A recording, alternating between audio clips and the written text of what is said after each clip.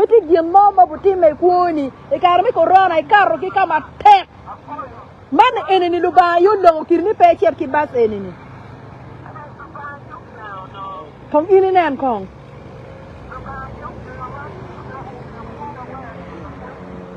kumbedi ni kumiti kwene weka bina nen kumi live kumiti kwene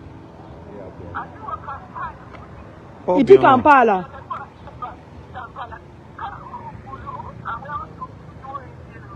en no afoyo matera deda afoyo lo ba yo ti ukiri pen twin mone mo bino ni bachi en ampa be chero kede eno mo kelo weko tini ko weko tin walo kiri ni tien weko luo tien ni tien ne no pe ko ke dong ya mego no pe dong ko ka de de ni lwa kar me be wa jo ne mego Roselyn lo ba ti kidi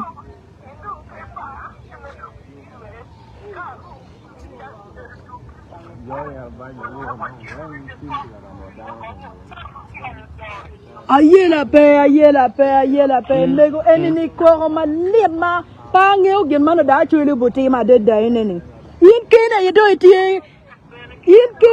itie wa ko kuja ma wa ngeo yin ke ken man to bi beno wa no bu yubu mi gu mi char ka yupu weu mo ne mu burno bu char ka yupu ne man kon kenen kong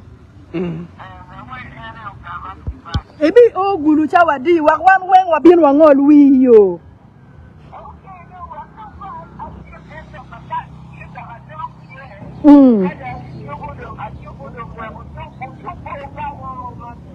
wa bi yupe awobe boda giti kan wan mege meken gang kan ma wa mar in wati kan wa bi bin wa ngol wi wa gi palea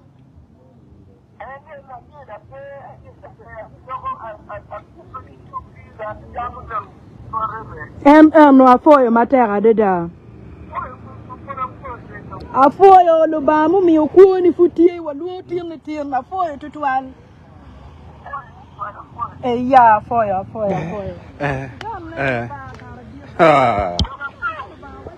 Roselyn we konda pang ano no pang gyan na timo ay wa foyo ro ba ya Hello?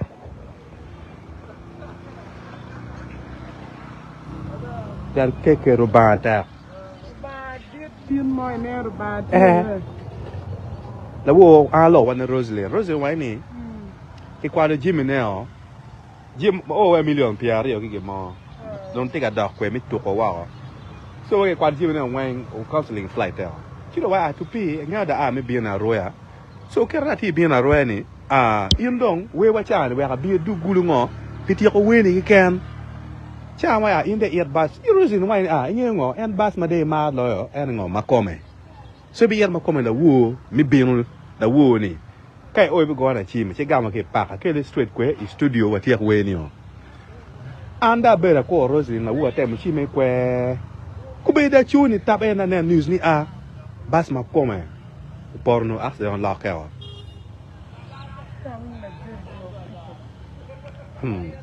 ate mo chimpa Roselyn no donya nge go foot kada wi o gamo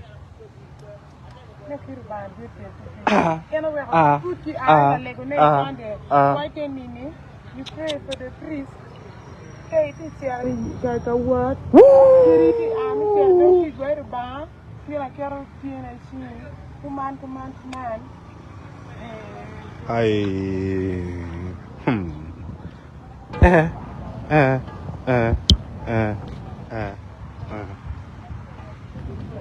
Apoyo.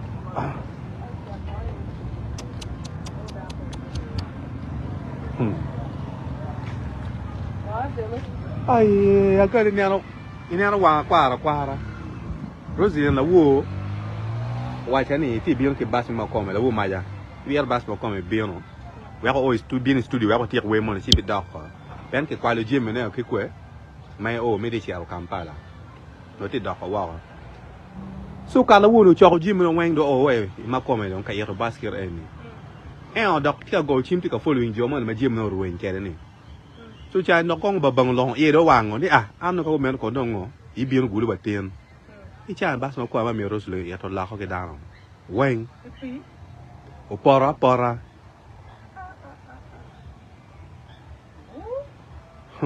Jonne. Wai kara. Gimo kan mate me ko pa down ba. Kwai ni ber grache tie. So bag ma ke kwale ge ni me ko ji me go million piari ke wi ni. Karo bang e pitian lok e.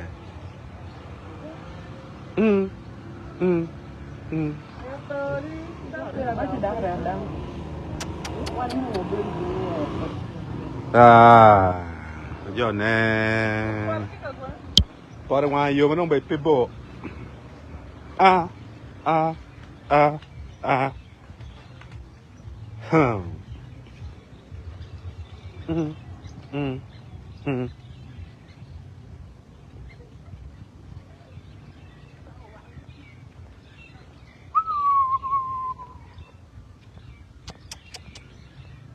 Mia? It's here. But ooh.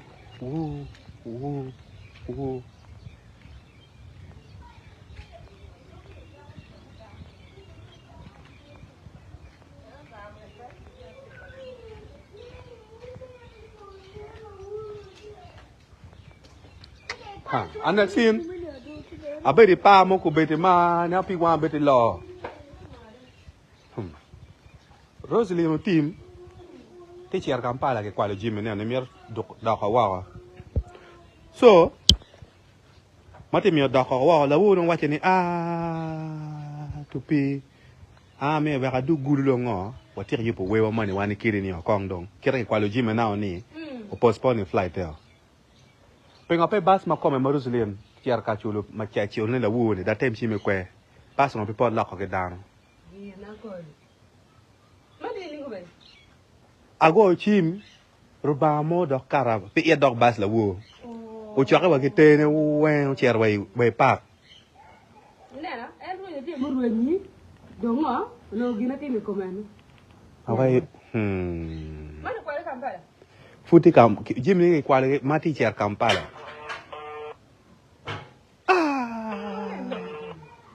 Do gina jimi kwale do mi ngo, gumdo ga ngo, gitu kwale. Na jimi kwale ko yi.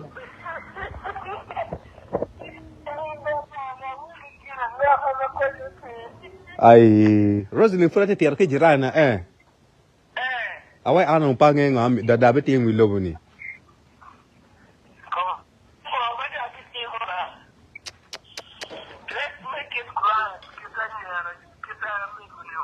Do tu mod jirana na ba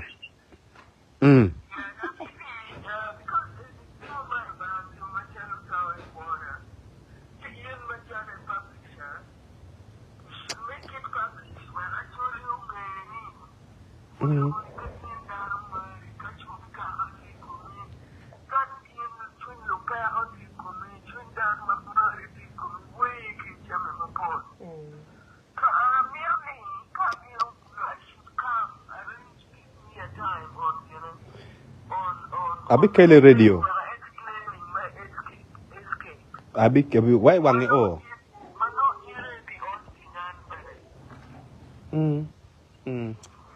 Anak sin. Ando dong pangeo.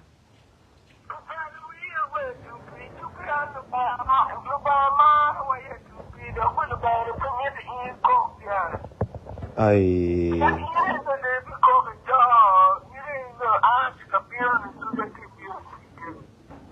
Wai Ubil gulu. Madang Mada ne amis ku beta to go chimbo Roselyn kwa beti te wa join anda ne o down ai pen ti ke din ne wa. Ien dong kong de bien. Right ko lo ba gwa ha be. Lu ba gwa be. Ai ya. Anyway, later who are for you for the drama board. En ya. For to go.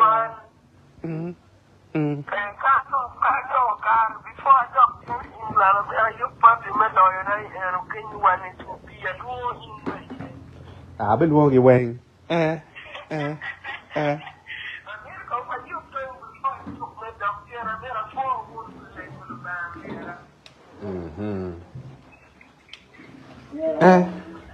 Aya do ana foyo kong ba?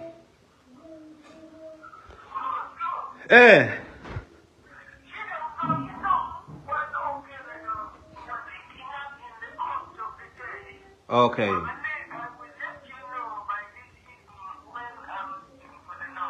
Okay, fine. Afoyo ba? Ba.